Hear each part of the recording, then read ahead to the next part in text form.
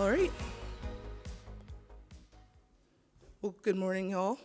If you can't tell from the y'all, I am from Dallas, Texas, United States. Thank you so much for coming to my talk this morning. Thank you also so much to Drupal Mountain Camp for giving me the opportunity to do this keynote. It is a lot to go in as the closer after Drupal greats like Yuta and Preston, so thank you for the honor. This talk is called Magic Comes from Pain, and it's about embracing grit to achieve the impossible. Also, if my voice sounds weird, there's nervousness, but there's also the fact that for a month before this, I lost my voice. So this is about 99%. It's back. It decided to come back in time for Switzerland because it needed a vacation too. The last time I did this talk, I forgot to introduce myself. So it's not clicking through. My name is Tearyne Almendariz. It is pronounced like Karen with a T. I know there's some extra letters in there. I am 9 Lives Black Cat on Drupal.org. Funny thing, no one told me that they were going to print my username on my first DrupalCon badge. That was my gamer tag, but it stuck, and so that's how everybody knows me.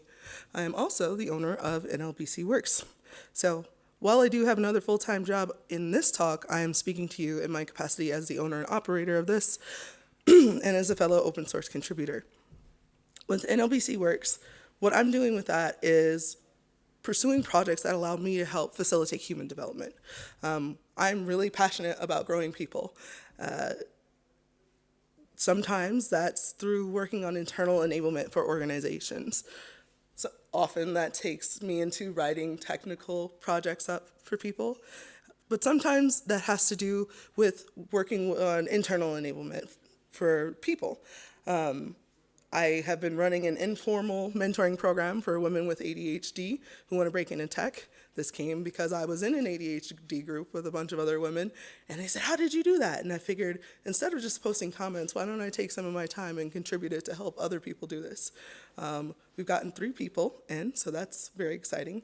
And I also do web development and tech contributions for underrepresented groups. That's my code contribution.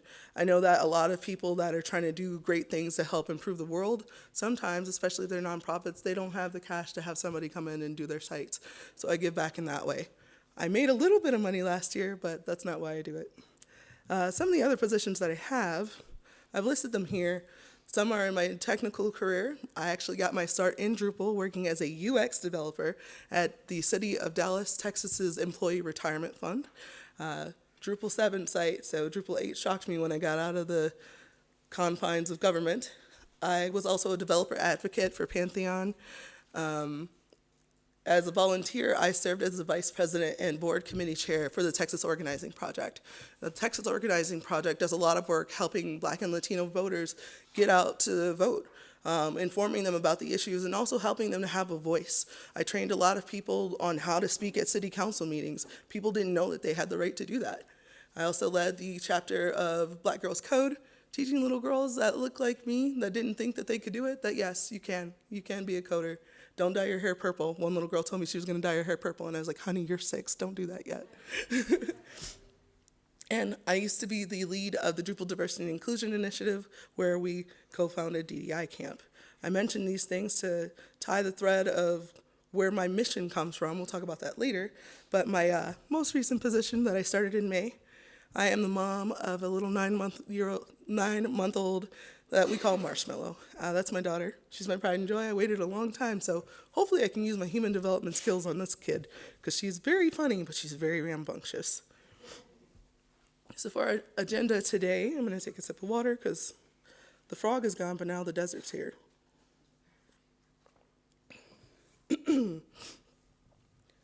I'm going to share with y'all my journey. It helps me to be able to give context for some of the things that I've experienced that helped me to grow and learn.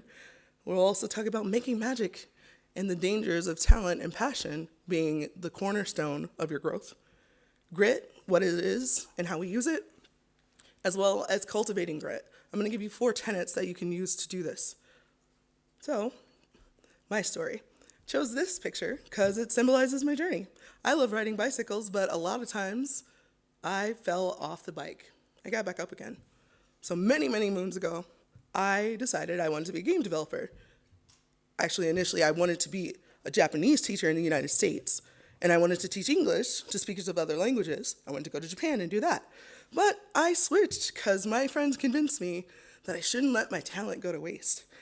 I should have a cooler major than education, and I should make more money. That's what they told me. And they reminded me, Tearyne, you're naturally talented at drawing, and you love video games, you're passionate about video games, so you should do that instead. So listening to my friends, I dropped my Japanese major that I was doing very, very well in, and I switched to game development. So for the first 2 years, things actually went pretty well. At the time, I had to make the decision if I was going to move to California or Texas. They didn't have a lot of game development companies in Michigan. So I moved to Texas so I could get closer to my dream job, the dream job my friends told me was my dream job. I transferred to UT Arlington, and I enrolled in their illustration courses, but these were junior and senior level courses. They were a lot more intensive. And all of a sudden, my natural talent failed me over and over again. I never finished this painting. This kept happening over and over again until eventually I flunked out. So what happened? That's what I asked myself. I said, I followed the advice of following my passions. I was chasing my dreams. I was using my talent. Clearly, I was talented. I'd been in gifted and talented programs since I was in middle school. I skipped 7th grade, y'all. I was clearly smart. I took AP English classes, advanced placement. I got college credit. The problem and what happened is that I had never faced adversity before in my life. Up until that point, everything came easy to me. And if something was hard, well, clearly then it just wasn't worth my time because I was good at everything, right? Because passion and talent, that's what drove me. I had succumbed to the dangers of passion and talent. See, there's a trap that people can fall into where they think that magically our talents will get us to the next step. The things that we care about a lot, that's clearly what we should be focusing all of our time and energy on, right? There is a show called The Magicians. I don't know, do they have that over here? Has anybody seen The Magicians? It was on SyFy. Cool, if you get a chance.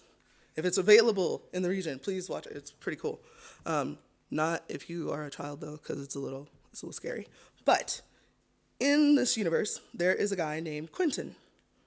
This is Quentin Coldwater. He's the main character, and in this universe, magic exists. So Quentin and his friend Julia both get invited to this magic academy. It's kind of like Harry Potter, but like grad school.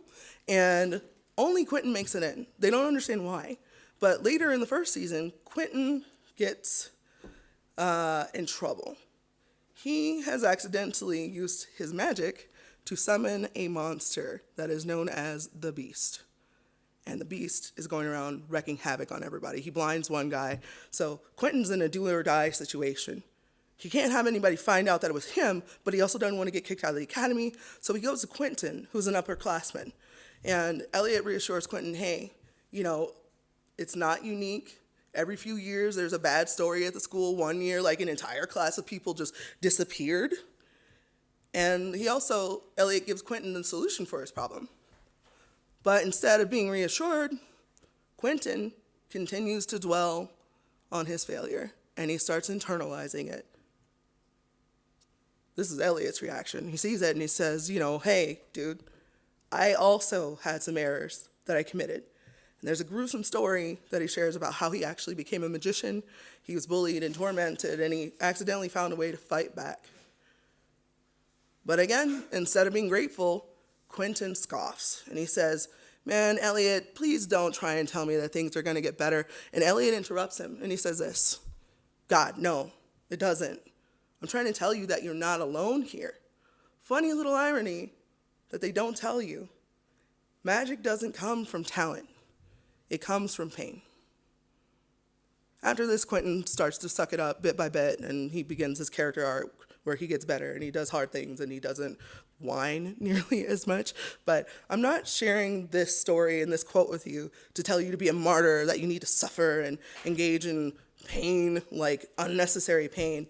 It's just to highlight a truth from this fictional world that carries over into our real world. So like Elliot, I'm trying to emphasize that in order to do something extremely extraordinary, you have to experience the extraordinary. And that means sometimes you're gonna have some painful failures. The challenges get bigger and bigger, the better you get. It's like leveling up in a video game. You get your levels higher, and it's not that the monsters get weaker, you're just getting stronger, but then stronger monsters come, and so what happens? You have to get stronger. You have to meet the challenge that comes before you.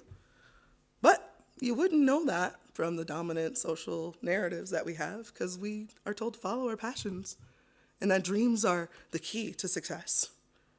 If we just try hard enough, all your wishes will come true. So enter Cal Newport. Cal Newport has a book called So Good They Can't Ignore You. That is a quote by a comedian. You should probably look that up. I'm gonna ask y'all a question later because I have things to give away. But in So Good They Can't Ignore You, Cal Newport discusses what he calls the passion hypothesis. And it's this myth that people who are excellent at what they do so because they're either exceptionally talented or ridiculously passionate. This leads to developing what he calls a passion mindset. The passion mindset is a mindset in which we ask, what value does what I'm doing assign to me?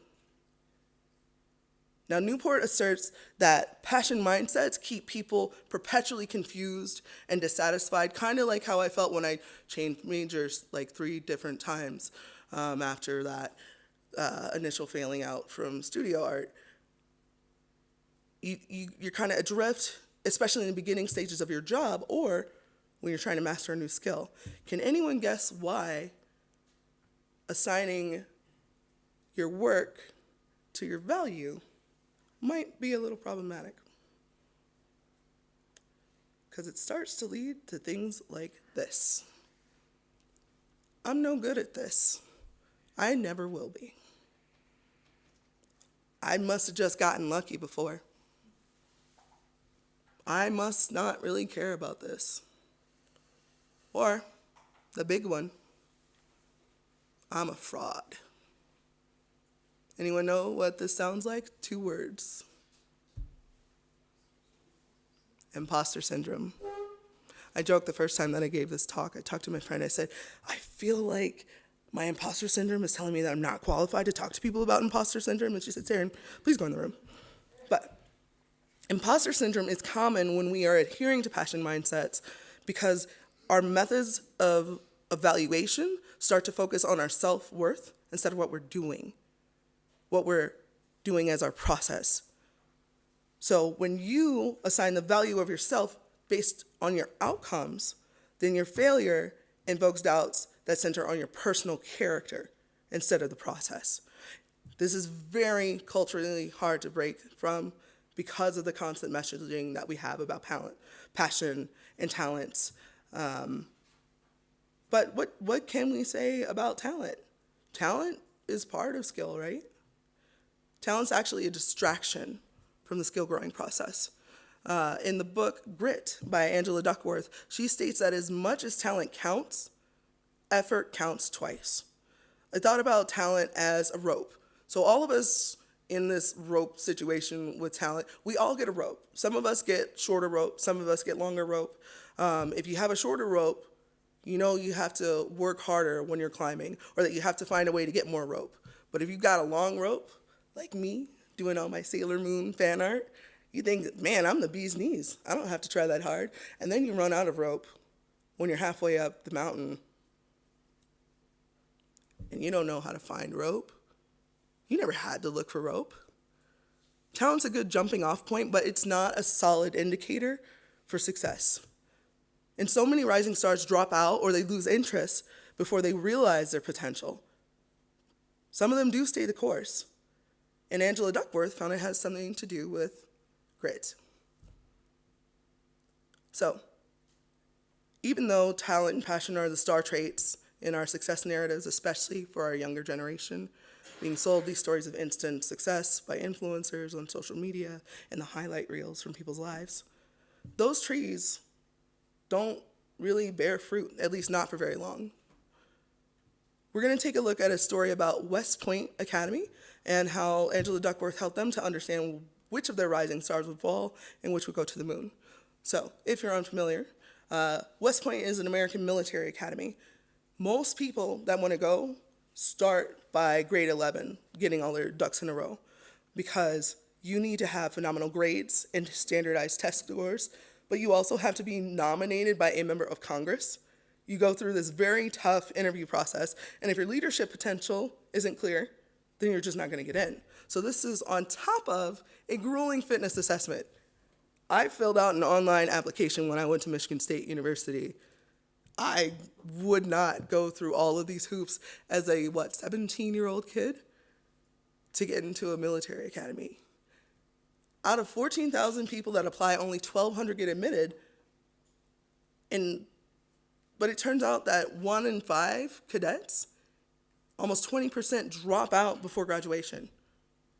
Most of them do it in the first year, and the majority of that do it within the first 2 months. So they do this because they go through this grueling orientation period. It's about 7 weeks, and it is called The Beast. It's a boot camp style introduction to the military life. They go from 0500 in the morning till 2200 at night. They are no longer living in theory and acing tests. It is actually engaging in the work. So through her investigation, why would you go through all this 2 years of collecting all of this work, improving your body, and then drop out 2 months in? Duckworth found that this was because of grit, which she defines as passion and perseverance for long-term goals. So I'm sure some of y'all right now are saying, hey, Tearyne, the word passion is in there. Didn't you just tell us? Didn't you just spend the last, 18 minutes telling us that passion is exactly what we don't need? So I have a little revision here, because in her book and throughout the text, she makes it clear that when she says passion, she means steadfast dedication. She does note that the traditional understanding of passion is an intense and often momentary desire. It's shallow. So if we were to redefine this, it's perseverance and determination, which is the passionate dedication to achieve one's long-term goals. This ties neatly into skill, because grit allows you to cultivate skill. With skill, it's an ability to use your knowledge effectively and readily in execution or performance. So in order to be effective and to grow your skill, you need to understand what you know, how you know it, and how to apply what you know to achieve the impact that you're aiming for. Talent's not like that. That's why we should consider talent to be the shallows of skill. Most often when you have talent and you're executing, there's no depth. You don't necessarily understand how or why, you're just doing it. So when you're mastering hard things, you need to have deep skill. And that's cultivated through repeated and sustained effort. That also means that you have to increase the difficulty, because in order to attain mastery, you have to continue challenging yourself. But here's the rub, and where most people drop out, is that when you increase difficulty, it means inevitably you are going to fail sometimes. And even when you get better, mid-level developers in the room, when you increase the difficulty, even though you hit that plateau, when you go to the next stage, mastery is not permanent. Now you've got to climb the next mountain. When we think of failure, we often understand it to be a permanent end. Instead, we should be looking at it as a temporary stop and a place to learn. We need to learn to embrace and cultivate our sense of grit in order to overcome failure and achieve more. So there's 4 pillars of grit that I'm going to be sharing with you all today.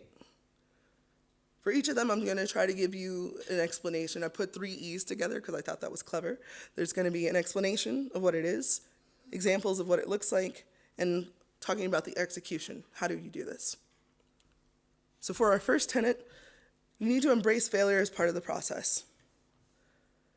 Anytime that you're going to do something new or try to go deeper, it's going to be outside of your comfort zone. It's an inherent part of that process to experience failure. Now, when you experience failure, you are not the failure. And you have to know and accept that and separate yourself from the process. Even when your skills do get deeper, I believe I mentioned this earlier, Your next level attempts are going to have imperfections. Even if you succeed, you're going to have the imperfections. And perfection seeking is the absolute enemy of process. Just a note here, for some people who are neurodiverse, there is a tendency to go into a perfection seeking loop. And that's another thing to conquer.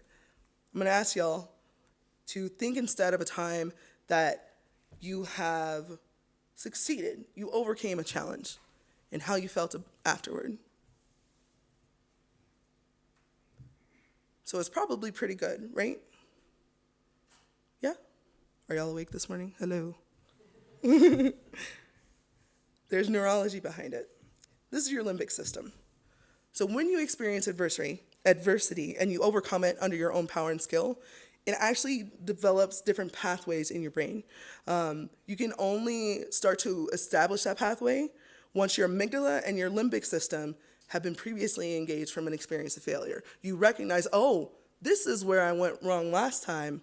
Maybe I should try this instead. So it's not personal, it's chemical, it's biological. Failure is not a permanent state. It has nothing to do with morals. The only time that you fail is when you give up permanently. So for executing the embrace of failure in your day-to-day life, here's some things that you can do. Examine and analyze your process, not your character. One thing that is very helpful is to identify times in your life that failing helped you to learn. Write it down, put it in a notebook, put it somewhere where you can revisit it, especially during those times where things get hard, because writing it down recalls the memory and builds that pathway back up, and being able to go back and reread it and visit it, that's going to reinforce that pathway too. You should also make sure to refer to those notes often. It's easy to just write something and forget about it. The second tenet is to engage in deliberate practice. Now, we've learned how to embrace and accept failure, and now we have to learn how to engage in deliberate practice. Something called the craftsman mindset is going to help us with that. It is the opposite of the passion mindset. In order to deepen your skill, you need to think about things in terms of not what value do I have, but what value am I producing from the work that I do. That value is going to be generated incrementally through deliberate practice. It's a practice that is effortful in nature with the main goal of personal improvement, of your performance. It's not done for enjoyment. Cal Newport explains that he played guitar, and he loves playing the guitar, but he's always fiddling around. There's a young man that I think was 16, and he's touring with like major acts, and he wondered why, even though I'm spending hours and hours and hours playing the guitar, why am I still the same? Well, the young man in the book goes through and intentionally works on these very hard licks, and he builds the skill from going very slowly to going fast to going back and revising when he makes a mistake and documenting when he makes a mistake and how he can change it up. Coaches and mentors can actually be very effective in helping you in the process of deliberate practice. There's an example that I have. When I had one of my first jobs, I had to learn the command line. We didn't use it at my previous job. We also didn't use Git because someone told me it was resource intensive, and we can talk about why that is a lie afterward in case you're confused, because I was also confused. But one of my mentors had me writing out the Linux commands in full. The other one just gave me shortcuts and directions and said, no, this is just how you do it. I actually learned more with the first mentor because they had me repeating the commands and learning the process and building up the muscle memory. And that was actually helping me to deepen my skill. When I tried to do things that the second mentor showed me with the shortcuts and directions, when something failed, I didn't know how to fix it. I didn't know what the process behind it was. But the first one, oh, I missed this step. Very grateful to that person. So executing deliberate practice in your life, make sure to intentionally set aside time each week dedicated to doing something that will help you grow your abilities. Piano players and singers have to practice scales. So us as developers, graphic designers, we need to do that too. Programmers, you can practice code katas, design patterns. Graphic designers can do 100 days of UI design. There's a lot that you can do. If you are employed by someone, instead of self-employed, you can ask your manager or supervisor about ways that you can tie your top-level goals to any OKRs that you have. Do y'all have OKRs over here? Yeah? Okay, cool. I figured, because, Yes, but you can get funded through work. Sometimes that can mean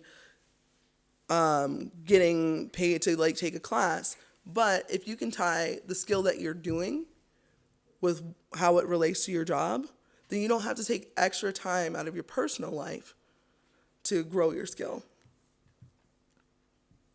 Our third tenet is to cultivate a personal sense of resilience. Now, we're doing something hard. It's going to be hard, and you have to find ways to be positive. I'm a realist, so this was a little hard for me. I was like, oh, it's positivity and optimism. Crap. I didn't use the word crap. But resilience is a response to adversity. It's positive and forward thinking. You're thinking about your long-term goal. So even though you fall here, you still have a ways to go. You're not done with your journey. You're just continuing to go. So this has to do with optimism and hope. Grit is a tendency. It's perseverance and dedication. But resilience is the response to the adversity that that you'll see. Resilience can also help you to adopt a growth mindset over a fixed mindset. And in case you don't know what these are, a fixed mindset is common in people that have faced situations or challenges that they can't control. They focus on the external locus of control. Well, I just can't change anything about the situation.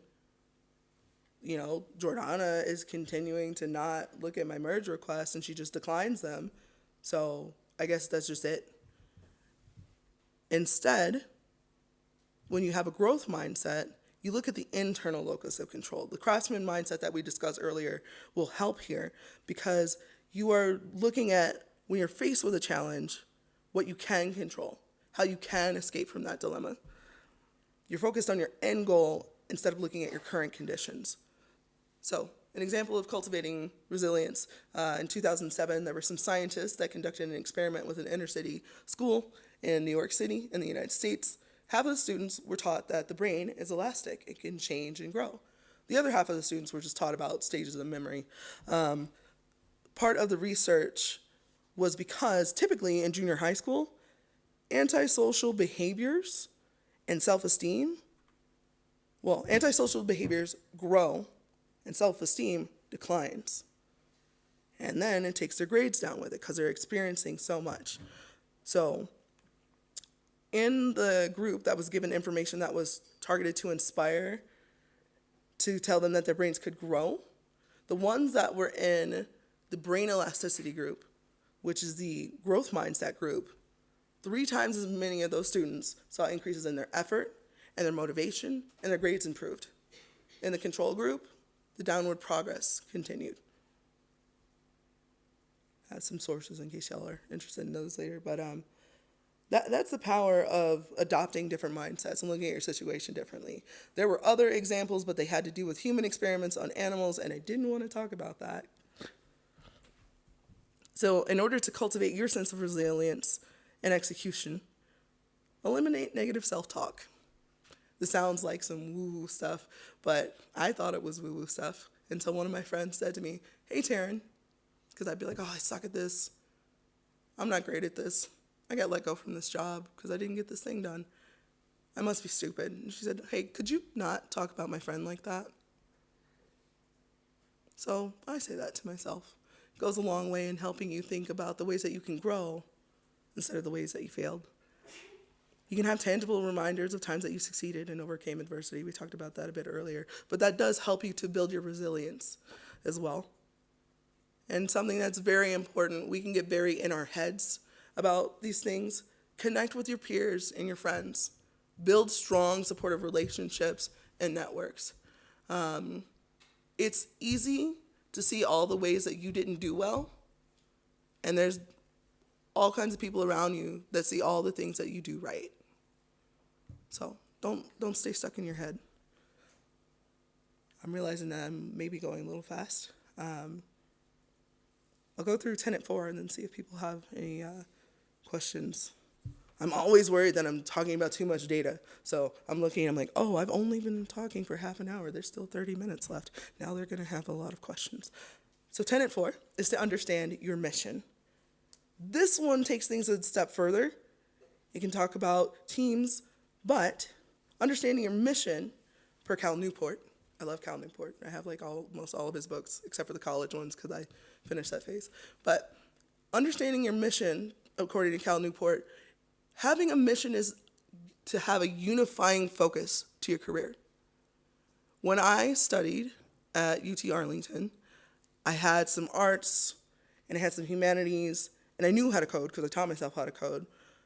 And I had a little bit of things from column A and B, but I had to find a way to unify that to understand what am I going to do with myself in my life. So missions are more general than your specific job titles, and they can span multiple positions. So it's providing an answer to what should I do with my life.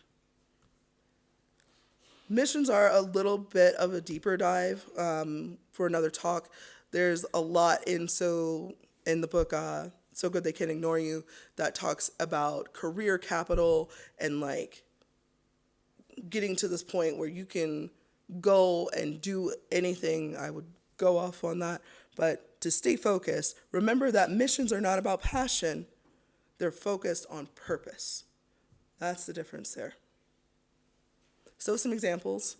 There is a researcher who studied computational genetics. Her name is Party Sabeti, and her mission was to use new technologies to fight old diseases.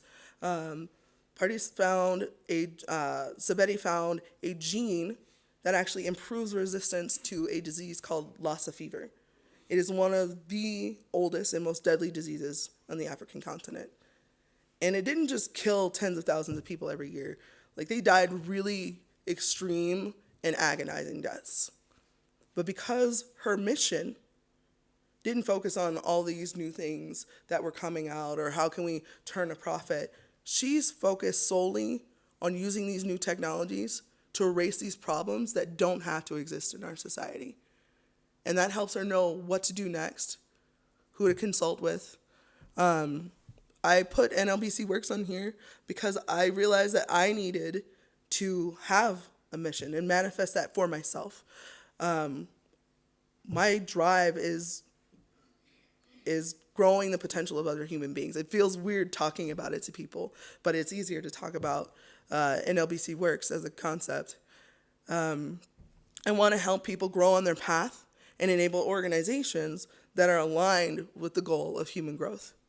I realized that naming my efforts gave me focus and clarity, and I had unifying goals, so I know where to go next. So for you to employ this in your life, grow and leverage your career capital. This is a brief explanation of it, but career capital is the abilities and resources that you accumulate, whether it's through skills, credentials, or connections, or savings. Money is important, but those things that allow you to do more with your career in the future. You're also going to analyze your path. Review your past work. What were the things that you failed at? I don't try to make money drawing pictures anymore, because that's not my job. Somebody else can do that. Midjourney helps me with that sometimes. So where have you succeeded? But most importantly, where do you thrive? I thought I was going to be a web developer, but doing what I do now, what I did as a developer advocate, it tied together the things that I really cared about. Growing people and helping them learn, and coding. I actually got into coding because at Michigan State, there was a game project that we were working on, and our programmer, he was very talented, but anytime we told him that we wanted to do a feature in the game that he didn't want, he would just look at us and be like, I don't know how to do that. We're like, dude, you just programmed like an AI that is seeking out the character. Can you just make him jump onto this platform? And I decided, hey, I'm never going to be in that situation again. So I taught myself how to code. I used my spite to fuel that ambition. But the last part is that you need to be patient and intentional while you allow your mission to develop. I did not know that developer advocacy was a job. When I talked to my friend who worked at Pantheon about the position, she said it was open. I was like, well, what's that? And she said, well, it's kind of like you're being a therapist to developers. And I'm like, oh, I can do that. I've cried about code a lot. I can help people do better and commiserate. It was a lot of fun helping people grow. But your mission's not going to come to you immediately. You might be like years in and still be trying to sort it out. Maybe it's just because you haven't gotten a chance to just sit and think about it. Just continue while you're in that process to hone your skills through deliberate practice. So, conclusions here, because I usually forget to do a conclusion slide, so I wanted to try and do that this time. Achieving greatness is going to require perseverance, and it requires skill. You're not bound by the limits of shallow things like talent and passion mindsets. Passion is actually the result of following the process of skill cultivation. It is a product of trusting and engaging fully in the process of growth. The most extraordinary people among us got that way because they were faced with situations that they couldn't avoid or they just refused to avoid it. So they managed to catch lightning in a bottle. And through honing your sense of grit and skill and your sense of resilience, the impossible will become the adjacent possible. To this end, I wanted to share a project with y'all that I am working on. I want to help people catch lightning in a bottle. So I'm starting a podcast. People keep telling me that I should do a podcast and stop just like making comments on the internet and doing like one-off talks every couple of years. So I'm going to work on this project so that I can talk to more people and externalize this knowledge and share it with others. I know how it felt when I felt like I was failing. There was no way out. I couldn't figure it out. And finding the books, Grit by Angela Duckworth, So Good They Can't Ignore You by Cal Newport, and one author I didn't mention, Start Finishing, Charlie Gilkey. That helped me to transform the way that I saw life and my career, and most importantly, myself. And I want to share that with other people. So it'll feature people who not only achieve success, but learn how to do it over and over again. It's one thing to get lucky. It's another thing to continue to perpetuate that luck. I do need guests.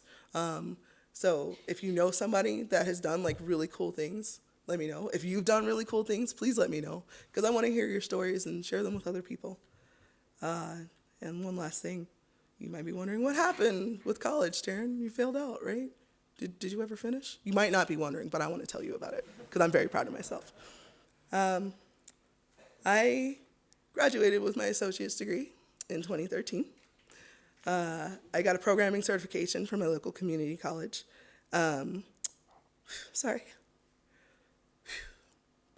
of why I dropped out is because my mom had a terminal illness, and I was working, and I was worried. And the December after I graduated, my mom passed away. But I continued to persevere. I worked through things, and then finally, in 2014, 9 years after I graduated from high school, and while working 2 jobs, I graduated with my bachelor's degree. And I graduated the same day as my younger sister. So I went up to Ohio because my dad's like, both of you are graduating on the same day? You're in different states. And I was like, I'll come up there. It's her moment. But we got to celebrate together. And another thing I wanted to share, thanks y'all for letting me have this space with you. I got to go to Japan twice. Thanks.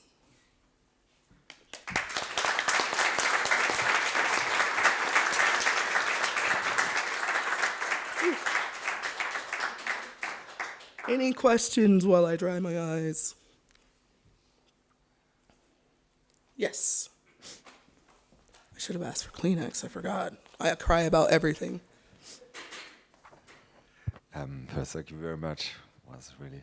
And I had a question about so kind of mentorship and failure, but because failure is part of the design, so the development process. And when you are in the mentor position, like I always tell, well, it's okay to fail. It's like, but should we also show that we fail? So not just tell, but show. Like I know you teach what we go with code. What do you? What was the suggestion to help others understand that's important? Yes, and what I understand from what you're asking me is it important for you as an individual to model failure to others so that they can see and learn from it? Is that correct? Yeah. Yes, I believe that is very important, and I do try to practice that as much as I can.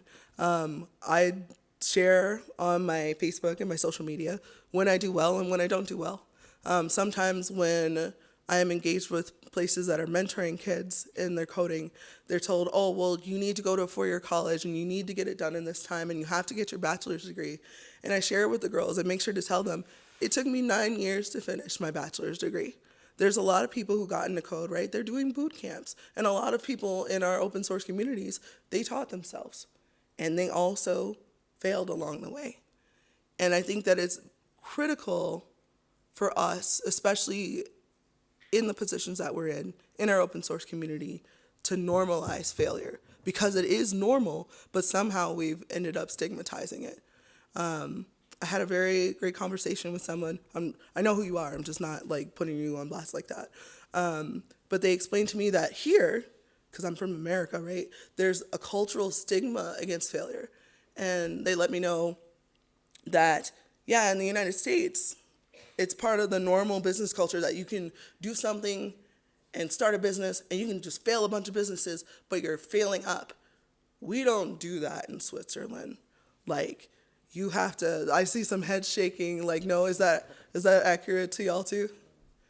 And so I think that from the conversation that we had, part of what I understood was that those kind of open, small, iterative failures and little bets are not part of the process. You're kind of expected to do waterfall, take a long time to get the thing done, and then present the end product. Like, it sounds like with little visibility into the process. And I am not trying to come over and tell anybody about their culture, but, you know, I can see ways that could make things difficult. And if anybody wants to talk about, like, ways that you might help your peers here to do better with that, let me know. Yes. I hope that came across as culturally sensitive. I always think about that. I led DDI, and I'm like, God, I hope I don't say anything problematic. Yes. Thanks. So, how would you describe the flipping switches that allow you, let's say, from one direction where failure and even trying to be resilient leads into burnout versus succeeding and growing? So, how do you continue to persevere and not burn out and be able to, instead of burning out, succeed and grow? Did I get that right? So, resilience is important, but so is knowing and understanding your limits. Like I said at the beginning, this is not asking you all to engage in quests of self-sacrifice. I've done it. It's not fun. My therapist has made a lot of money, though. But you need to set limits and boundaries for yourself. Set limits and boundaries with others. A lot of what can drive us to burnout is having people-pleasing tendencies or needing to appear perfectly competent or not wanting to appear to have failures. Give yourself boundaries. Say, hey, I'm going to work on this for like 2 hours, time boxing, and then if I haven't figured it out, I'm going to ask for help. It's about getting out of that internal world in your head and getting outward. Does that help? Yes. Thank you for your talk. Yeah, one thing that I really appreciate is this idea of making yourself also vulnerable in groups to kind of set the stage that we don't have to be always perfect. And I've tried to apply that also a lot.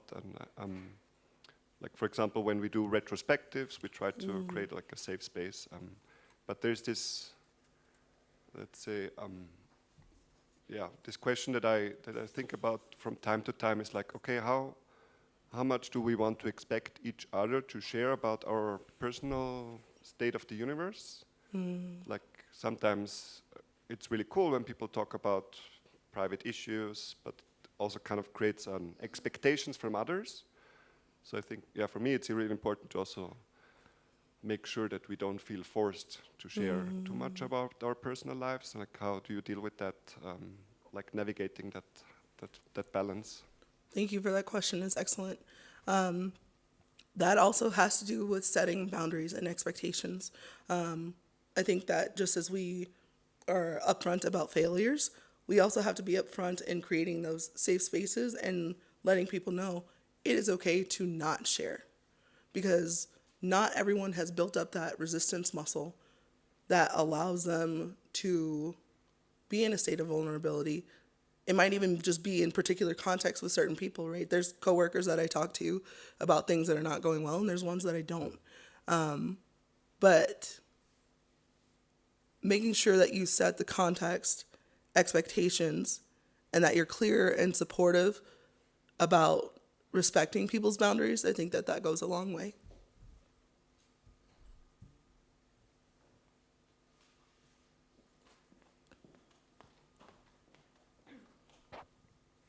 Thanks so much. I just wanted to pick your brain about passion, because there are two things. Passion for me has been used as a weapon for toxic culture, especially in web development. I feel like it's an excuse to get you to grind and work too much. And oh, why don't you stay a little over every day because you get this finished and then it's better for the project, blah, blah, blah. And if you're really passionate, you want to spend all your time coding. And that was used as a weapon to say, oh, you should be coding on weekend and you should have a side project. And I feel like it's really hard to know what part of that is healthy training, honing your skills, like you're saying, like grit, dedicating time to your skills, and where is the limit between, like you said, people pleasing and just being eaten by your job. And that also ties in with what you said about doing things for enjoyment versus doing things to grow your skill. And I realized quickly that because I loved coding, maybe making a career out of it might be a bad idea, because then it became a pain and not so enjoyable, because I had to do the hard things and struggle with it. And so how do you deal with that? How do you know, maybe like you decided painting was not for you, it was a hobby? Can you help people find? Yeah. So I liked the last example that you gave about like the thing that you're passionate about might not be the thing that you want to do as your job. In high school, I played the bassoon, and I loved the bassoon. But I also decided that I was not going to be a bassoonist as my career, because I did not want to get into that loop where I did it so much and I drove myself so much that I ended up hating it.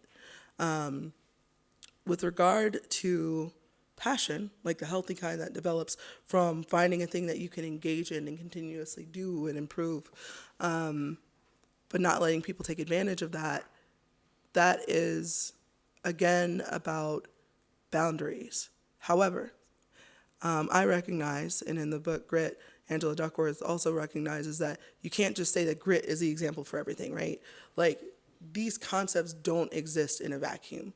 There are going to be power differentials. There are going to be ways that people feel, especially like if they're on the margins, that there's an expectation of them to have to do more in order to stay safe in their careers.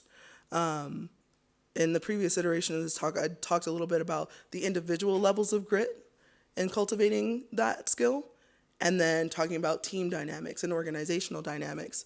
And for those of you that are in the room as individuals, and those of you that are leaders in your spaces, especially leaders in the open source community, it is important for us to set boundaries for our teams. I'm thinking about the fact that when I was the lead of the Drupal Diversity and Inclusion Initiative, I spent a significant amount of time checking in with people to see how they were feeling. And if they were overwhelmed, I told them, hey, this task can wait. I know that you're passionate about this, but I see what's happening with you right now, and you need to take time to rest. You need to step away from this for a minute. And rest is also important. Set those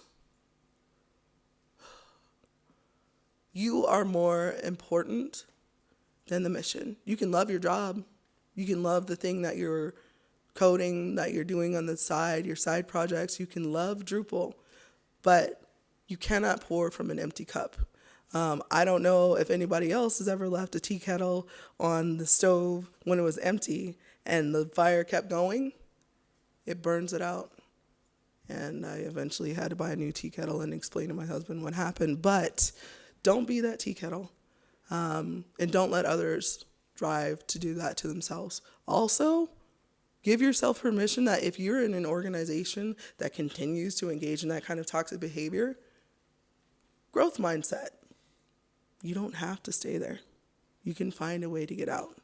It may be difficult, but don't stay stuck somewhere that is going to sap who you are. Hope that helps.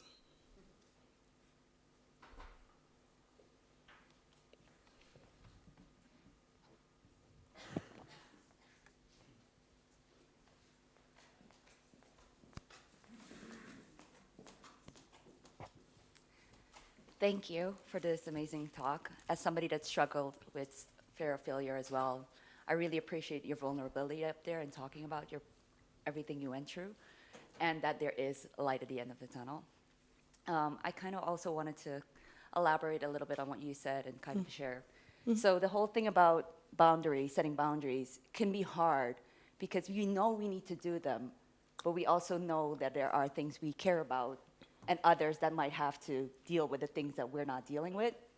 But one of the things you said as well, like you can't pour from an empty cup, but also self-care is not selfish.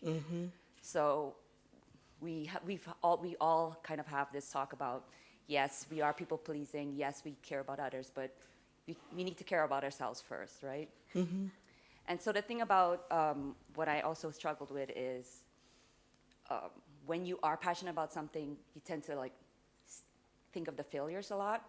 And what I started doing was a gratitude journal, just getting that positive, the woo-woo thing, right, about being positive. I struggled with that as well. So you start off your day with the three things you're grateful for, even if it's just like a cup of coffee, right? But also at the end of the day saying what went well. So even if I had a horrible day, you think about the things that went well, even with the things you're struggling with boundaries. So that's kind of like what I try to do as well. So, but thank you. Thank you for sharing. Yeah, every so often I'll get down about something that didn't work well, and then I can show y'all after the talk because I don't have it right in here. But as part of what I did with Black Girls Code, right, you know, I've gotten to see a lot of the girls graduate and go into like different things. But do y'all know who the actress Queen Latifah is? I got to meet Queen Latifah. And whenever I feel bad, I look at that picture and I'm like, I got to meet Queen Latifah. I did something great in this world. So, yeah. Get a picture of Queen Latifah. Put your face on it. I'll let you borrow mine.